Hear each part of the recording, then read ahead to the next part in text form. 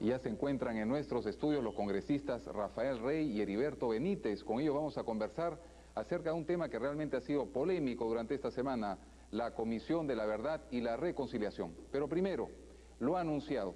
Hace 11 años se produjo la captura del siglo, la captura de Abimael Guzmán Reynoso, el peor genocida de la historia del Perú.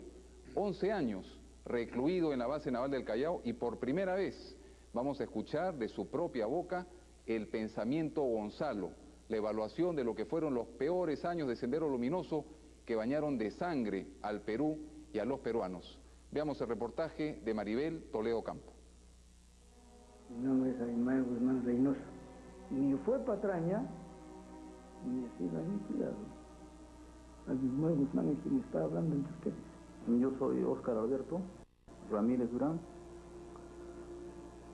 Tengo 50 años de edad, soy casado, y bueno, me encuentro detenido aquí en la base naval. Estas son las voces del terror, de quienes durante más de 2 décadas tiñeron de sangre a nuestro país y sembraron el pánico y el espanto. Por primera vez, después de 11 años, Abimael Guzmán Reynoso se confiesa. Habla del terrible atentado a Tarata, del asesinato a María Elena Moyano, Pedro Wilca y del líder aprista Rodrigo Franco. Pero además, por primera vez, Abimael Guzmán comparte su mayor temor. Lo que estoy pidiendo desde hace mucho tiempo es que se me diga qué va a hacer de mi cadáver. Audios exclusivos que no solo revelan el nuevo pensamiento Gonzalo, sino también destapan los odios entre 2 de los líderes máximos de Sendero Luminoso. Este Guzmán es un pozo de odio, no sé, hoy día pues será un gato domesticado, pero antes era un maldito genocida. Yo he dicho que es un psicópata.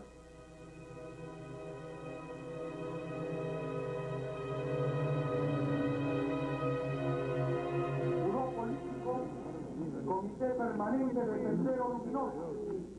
12 de septiembre de 1992. Abimael Guzmán lucía enérgico ante las pifias de decenas de periodistas golpeados, como todos, por la ola de horror que este hombre había implantado. 11 años después, este es el rostro del camarada Gonzalo, visiblemente demacrado y con las características casi de un anciano inofensivo. Cabello cano, múltiples arrugas, postura encorvada, pero la misma mirada y la misma terquedad fanática. No habrá otros que prosigan. ¿Quién dice? La historia no ha acabado, jamás va a acabar la historia, en tanto haya seres humanos. Así que proseguirán lo que corresponda.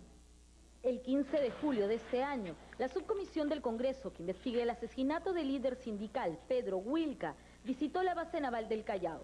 En esa oportunidad, José Luis Risco, presidente del grupo de trabajo, estrechó la mano del máximo asesino de nuestra historia, Abimael Guzmán Reynoso, y recogió de él sorprendentes declaraciones que ahora les mostramos en exclusiva. Usted lo está diciendo con mucha precisión y bastante énfasis que Sendero no tiene responsabilidad política ni ninguna índole sobre el caso Wilca. Ninguna. ¿Eso es correcto, señor? No tengo ninguna. Lo que usted está diciendo, eso es lo que he dicho. No tenemos nada que ver ni responsabilidad de tipo alguno, ni especulativa, ni imaginativa, ni ideológica, ni política, ni orgánica, ni de disposición alguna de medida contra Pedro Wilca. No hemos tenido nunca.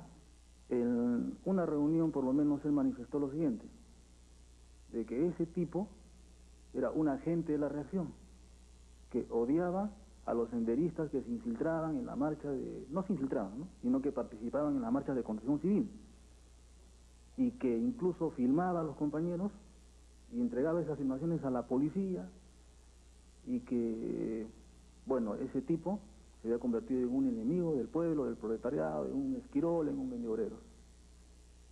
Ya, se supone que plantear eso es prácticamente convertirlo en un blanco. A pesar de las declaraciones de Feliciano, las investigaciones apuntan a otros autores.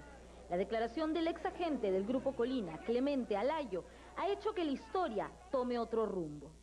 Él dice que iba a participar en el operativo Wilca y que ese operativo Wilca, según información que le hace Martín Rivas, costaba $60.000, de los cuales a él, a Clemente, le iba a corresponder 6.000 y le dieron un adelanto de $1000 para que le entregara a su mujer. Un dirigente sindical vive en medio de ambos fuegos, ¿no? O sea, tiene que enfrentarse al gobierno para reclamar sus derechos, ¿no? Para conquistar sus derechos, porque el gobierno no se los da fácilmente, ¿no? Pero también tenía que enfrentarse en ese momento a Sendero Luminoso, que lo que quería era infiltrarse en las organizaciones sindicales para destrozarlas y destruirlas y tomarlas, ¿no? Pero yo sigo insistiendo en que en este crimen hay indicios, ¿no?, que nos permiten deducir que efectivamente quien se benefició más con esta muerte ha sido el gobierno, ¿no? Para el congresista Risco y para Flor Wilca, descartar la autoría de Sendero en el caso no implica librarlo de responsabilidad alguna por las miles de víctimas que este movimiento subversivo dejó a su paso. La teoría de que el Grupo Colina, al mando de Martín Rivas, haya sido el autor del asesinato, cobra cada vez mayor fuerza. A la comisión, la palabra de Guzmán no le resulta tan dudosa, teniendo en cuenta que el camarada Gonzalo sí aceptó en la misma sesión muchos otros crímenes nefastos. Aceptó, por ejemplo, que Sendero Luminoso fue autor del asesinato de María Elena Moyano, pero negó que él, personalmente, haya dado la orden para ejecutarla, y menos aún para que su cuerpo sea brutalmente dinamitado. En el caso de la señora Moyano, le digo muy bien, ¿cuáles son las circunstancias concretas que llevó a eso? Algunas cosas y otras no sé. Pero, si fue aniquilada, ponerle dinamita, no tiene sentido. Hasta por razón elemental que todos entendemos. Respeto a los muertos, ¿hay o no hay? A mí me enseñaron, como a todos ustedes, respeto a los muertos. Y el muerto es muerto. No hay por qué tocarlo ni maltratarlo. No hay razón alguna. Sin embargo, una vez más, el camarada Feliciano lo desmiente. La orden de aniquilar a Moyano vino de él y lo comentó en reuniones en que yo estaba presente. Es una cosa que no estoy de acuerdo, pero yo le he visto regodearse a la señora esta Eleni Paraguirre con Guzmán, de que sí se le debía volar así porque era una miserable que había pasado a trabajar con inteligencia del ejército. O sea, ya es una paranoia completa. Aquel 15 de febrero, que sigue siendo quizás el día más triste de mi vida, hasta ahora, de 1992, es en una actividad del vaso de leche, en el primer sector de Villa El Salvador. Ahí entraron, la asesinaron e inmediatamente, para que no disimulen, la arrastraron hacia afuera del local comunal donde se realizaba la actividad del vaso de leche, y ahí mismo dinamitaron su cuerpo, de manera que fue todo muy rápido, muy seguido, y fueron las mismas personas. Eso muchísima gente lo vio. Pero Abimael Guzmán fue claro, por ejemplo, en señalar que el líder aprista, Rodrigo Franco, fue asesinado por Sendero Luminoso y no por un comando paramilitar del partido aprista, como se ha venido señalando durante tanto tiempo. En el caso de Rodrigo Franco, hechos concretos, porque es una cosa también que se habla y se dice. Perdón, ¿usted se refiere al asesinato del señor Rodrigo Franco? Ok. ¿Por qué le digo? Porque se me ha preguntado sobre esas circunstancias y he dado la respuesta de lo que yo conozco, de lo que se me informó. A mí se me informó por las vías internas partidarias que nuestra organización había llevado adelante esa acción contra Rodrigo Franco. Y como tal, lo he dicho a quien me ha preguntado. ¿Por qué él manda a aniquilar a Rodrigo Franco? Porque lo consideraba el Delfín de García. Decía, este tipo es un cuadro del futuro, este miserable va a ser el que va a seguir a García y hay que aniquilarlo, porque este tipo es nefasto. ¿No? Después hay una grabación ahí en Nicote que salió, esa es su voz. Él mandó a aniquilar a Rodrigo Franco. Ahí la esposa no se sale con unas cosas erróneas, ¿no? Pero las declaraciones de estos terroristas fueron más allá de lo predecible.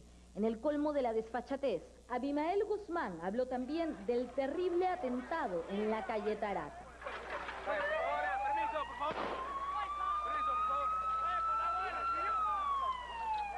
Según Guzmán, estas imágenes corresponden a lo que él llama un error estratégico. Ese maldito coche bomba con 600 kilos de explosivos que el 16 de julio de 1992 dejó a 25 muertos y 145 heridos. Debió ser colocado, según dice, en otro lugar. Está claro y hemos planteado que eso fue un error o no. De lo que yo he indagado no tenía que ser puesto ahí, sino en otro lugar. ¿Ya? Porque si ustedes recuerdan los hechos, hubo muchos coches bomba en ese periodo. ¿Y cuántos muertos hubo? Solo un chofer cuyo carro pasaba por accidente. Y pasar de la noche a la mañana a responder no sé por cuántos muertos. Habría que recordarle a Guzmán los 5 civiles que en junio del mismo año perdieron la vida con el estallido del coche bomba en las instalaciones de Canal 2 y otros tantos lamentables atentados que dejaron miles de muertos gracias a mentes desquiciadas como la suya. Pero en el colmo de la audacia, Guzmán hoy piensa en pedir perdón a los familiares de Tarata a través de cartas. Muy bien. Estas personas sufrió las consecuencias de un acto que hace un error. Algunas veces he pensado, se lo digo con toda sinceridad, mandar cartas a algunas personas. Porque hay algunas que merecen que nosotros les digamos, señor, bueno, hay cosas que salvan algún día. Eso no pretendo que con eso me van a disculpar, no. Yo espero la cadena que me den, no tengo problema. Pienso hacer eso. Todavía luego tengo unos añitos y lo podré hacer. Yo no digo que sirva de consuelo, pero por lo menos una palabra de esas a veces ayuda a sobrellevar la pena. Me parece que es así. ¿Por qué no lo hago? Porque yo pienso, si en este momento quisiera, dirían, este sujeto está buscando que lo esculpe. La imagen de arrepentimiento que hoy muestra Guzmán a la Comisión Risco dista mucho de la imagen que tiene hoy de él Óscar Ramírez Durán, alias Feliciano. Según señaló el hombre que tras la caída de Abimael lideró con igual crueldad a las huestes terroristas, el camarada Gonzalo siempre fue un cúmulo de odios. Guzmán nunca hizo la guerra, pero sí mandó matar a muchos. ¿Ya? Y él se daba la gran vida en Lima con sus mujeres. Este Guzmán es un pozo de odio. No sé, hoy día pues será un gato domesticado, pero antes era un maldito genocida. Yo he dicho que es un psicópata. Es un hombre lleno de odios que llevó a Sendero al fracaso. Porque si lo hubiera manejado a Sendero de otra manera, de repente hace rato hubiéramos estado en otra situación nosotros o nos hubiéramos incorporado a la vida democrática. Cuando nosotros tuvimos el apoyo del campesinado, luego comienza a decir los campesinados se han convertido en mesnadas, están sirviendo al ejército, hay que aniquilar a las mesnadas. O sea, este hombre tiene odio contra todos. Ahora aquí pide perdón, clama, pero claro, está lleno de privilegios. Él vive con su mujer aquí en el Canadá. Feliciano habla de la inclusión de Sendero en la vida democrática. Sin embargo, no hay que olvidar que nunca le perdonó a Guzmán la firma del acuerdo de paz durante el gobierno de Alberto Fujimori. El distanciamiento entre ambos se habría acrecentado aún más en la prisión. Feliciano estaría harto de las preferencias carcelarias de las que, según él, goza Guzmán. Y nuestra línea estaba mal. ¿Por qué? Porque esa línea la dio Guzmán. Ese pensamiento Gonzalo lo dio Guzmán. Él se creía a Dios y no quería que otros pensaran diferente. Yo estoy 4 años preso allá. Los señores del MRTA, 10 años presos, aislados completamente. Mientras Guzmán al costado estaba con la mujer. ¿No? ¿Eso puede ser, señor Risco? Eso no tiene nombre. ¿Acaso este señor no hizo pacto con la dictadura Fujimontesinistas? ¿Acaso no se echó ante Montesinos, no se vendió? Luego de haber matado a cuánta gente inocente. ¿Por qué? Porque no pensaban como él. Claro, el pensamiento único. Este señor se creyó Dios, creía que era el único que pensaba bien, que eso era lo único correcto. Lamentablemente nosotros, yo digo, está metido también en esa dinámica. Yo espero la cadena que me den, no tengo problema. Al fin y al cabo no puedo cumplirla. 68 años pongo usted promedio de vida, ya estoy cumpliendo mi jornada. A lo sumo, por buena voluntad que tenga mi espíritu de continuar, 10 años más y, como dicen, sueño, ¿no es cierto? Por tanto, ¿me va a asustar a mí una cadena? ¿Por qué? Así que no es problema de qué sanción me apliquen, mi problema es ese. La Comisión de la Verdad no se salvó de los comentarios de Abimael. Atento a los cuestionamientos que hoy tiene este grupo, el camarada Gonzalo explicó por qué no fue uno de los terroristas que brindó su testimonio. Cuando surgió la Comisión de la Verdad, planteamos que debía ser auténtica, con otra composición. Hablamos con los miembros de ella, con su presidente, quien tuvo a bien venir. Presentamos un esquema de puntos a tratar. Ya en la parte final se nos dijo que grabáramos una intervención como han hecho otras personas. Dijimos, ¿está bien? Pero diríamos A, B, C, cosas que teníamos que plantear. Se nos dijo, no podrían decir eso. Yo sí lo digo y lo seguiré diciendo, que yo soy marxista, leninista, maoísta. Y lo voy a hacer hasta que me muera. Increíblemente, Guzmán señaló que el principal desacuerdo con esta comisión es que se responsabilice a Sendero Luminoso de la mayor cantidad de muertes durante las 2 décadas de guerra interna. Increíblemente también, este fue su pedido final. Yo estoy convencido de ser lo que va a pasar. Yo no voy a salir de este penal o del que fuere. Ahí voy a morir, sé que es así. Lo que estoy pidiendo desde hace mucho tiempo es que se me diga qué va a hacer de mi cadáver. Sé que una bolsa negra es económica. Está bien, pues. Pero también puede ser una tumba y hay quienes pueden querer enterrarme. ¿O no hay derecho a plantearlo? Claro que tiene derecho a plantearlo, señor Guzmán. Pero mientras usted solo piensa en su final, nosotros nos acordamos aún del inicio de una dictadura de terror que parecía nunca acabar. Tanto Guzmán como Feliciano encabezaron en su momento la ola de mayor violencia en nuestro país.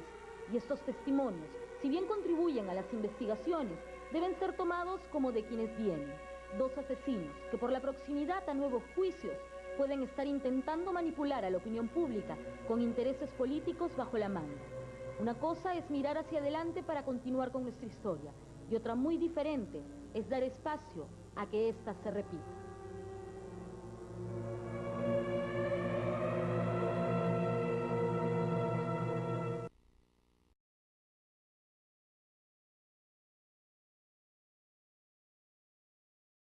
Y ya se encuentran en nuestros estudios los congresistas Rafael Rey y Heriberto Benítez. Con ellos vamos a conversar acerca de un tema que realmente ha sido polémico durante esta semana, la Comisión de la Verdad y la Reconciliación. Pero primero, lo ha anunciado.